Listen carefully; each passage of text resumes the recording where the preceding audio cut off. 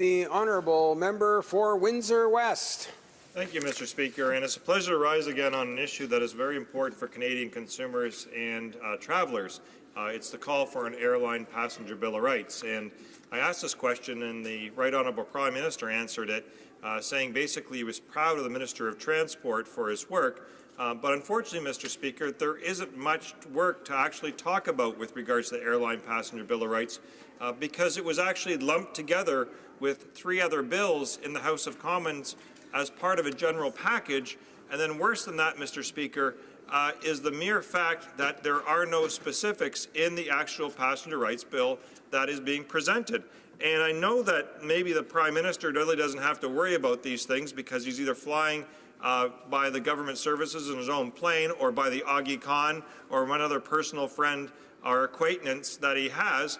But the reality is most of us who travel along the general passenger way faced with a number of different obstacles and rights that we just want to set of rules for and have expectations. Europe has a robust system that's understandable. The United States has a system that's understandable.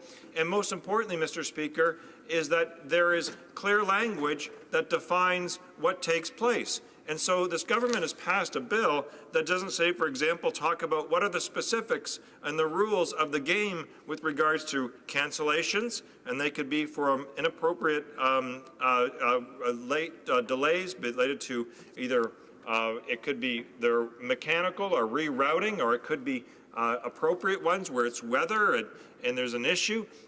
There's a number of things with regards to remuneration for meals and for accommodations.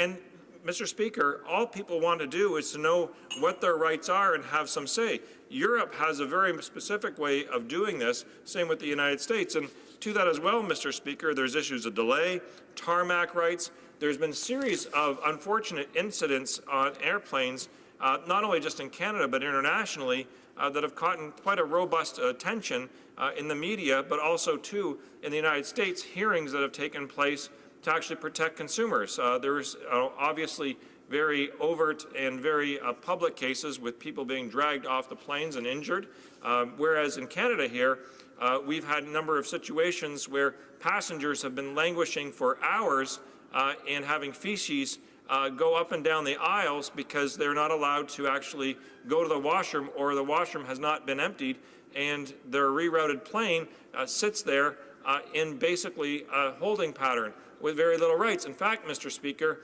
at times people have actually resorted to calling 911 just to get water or some sort of attention. So the minister in this case has tabled a bill where he's leaving this all to regulations and backdoor lobbying from the airline industry. There was no attempt in the legislation to specifically identify what those parameters would be and what the compensation would be, and having that at least a participatory element out there for the public and for Parliament. And really, quite frankly, Mr. Speaker, it's a way of not doing your job.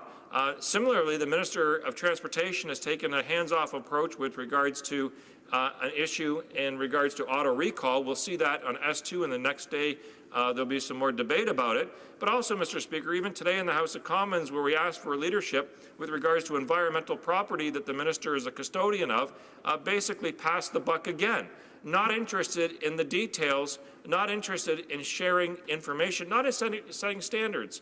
So again, Mr. Speaker, the Prime Minister answered this question saying he's proud of the work, but there hasn't been any work. In fact, leaving the decisions for bureaucrats in back rooms and back doors to be lobbied by the industry and by others is not a way for democracy to run. All the minister has to do is try. The honourable